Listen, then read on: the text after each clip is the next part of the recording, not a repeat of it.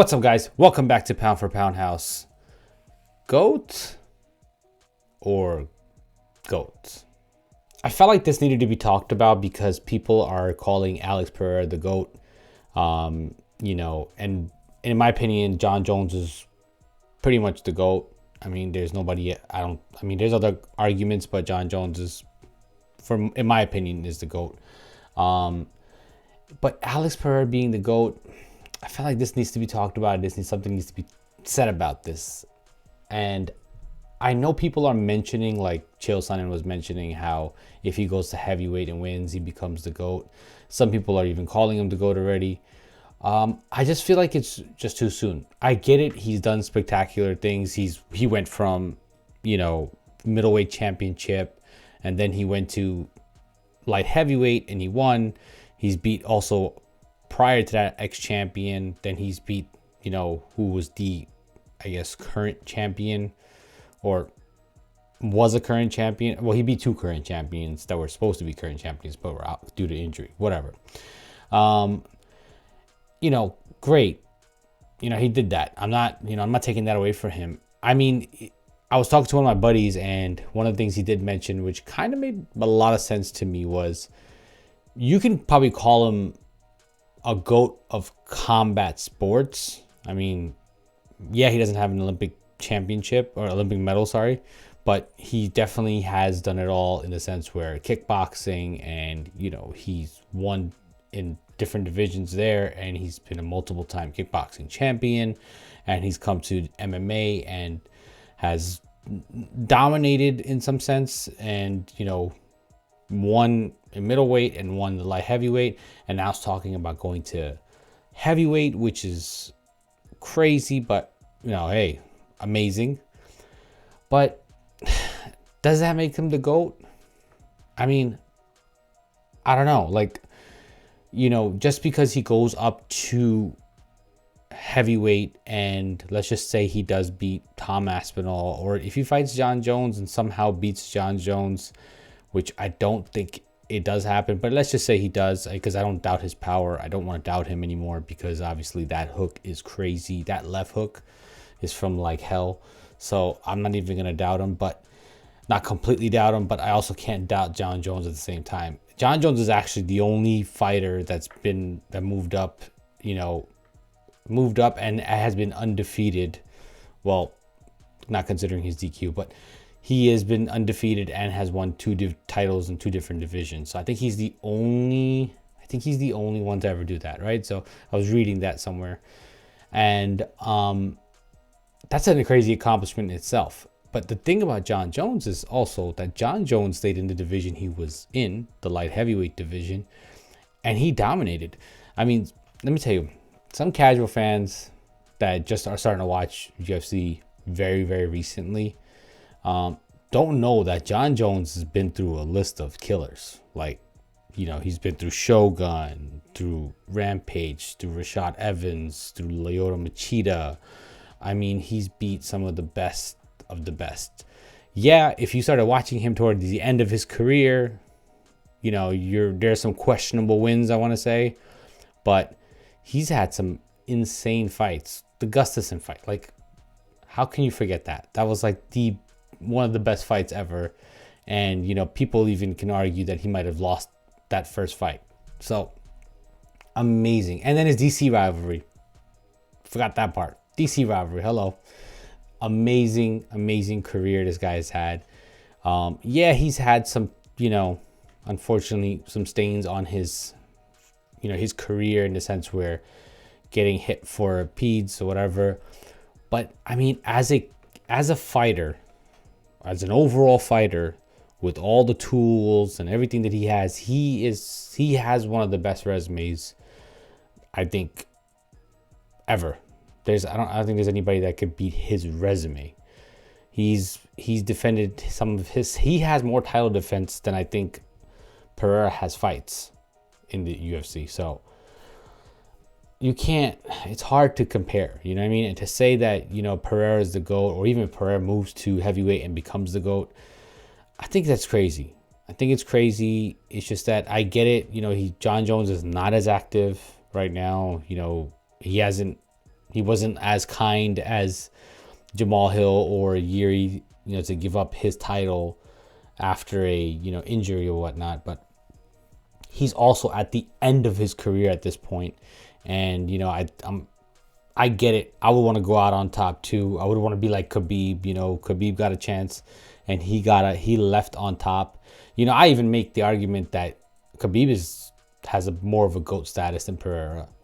That's just me personally, right? I think that he does because he's undefeated, something that nobody's ever been able to do, except you can consider John Jones, right? So he doesn't even have, I don't think he's even lost the rounds. He's lost like 2 rounds in his whole damn career. So yeah, just in that is an amazing thing. But Pereira, I think he can be the GOAT. I mean, yeah, if he goes up and wins at heavyweight, great. I think that, gets him in the conversation for sure to say like, hey, this guy could be the GOAT. But he's going to defend the titles a couple more times, and then we can really have that conversation and say, hey, you know what? This guy might be the GOAT. I mean, for combat sports, you can call him the GOAT easily. You can put him in that conversation. But as far as just specifically in MMA, yeah, I don't think so. I don't think we can say that yet, But how amazing would that fight be, right? Can you imagine Alex Pereira versus John Jones? John Jones hit it right on the money, man. That fight sells way more than Tom Aspinall. And if you guys been watching my channel, you know that I love Tom Aspinall. And I think Tom Aspinall is a phenomenal fighter. I think he's one of the best fighters out there. But does it sell tickets? I don't know. Not the same that it would sell with, Alex Pereira. Because Alex Pereira is just starting to become this superstar or megastar, and he doesn't even speak English. That's the crazy part.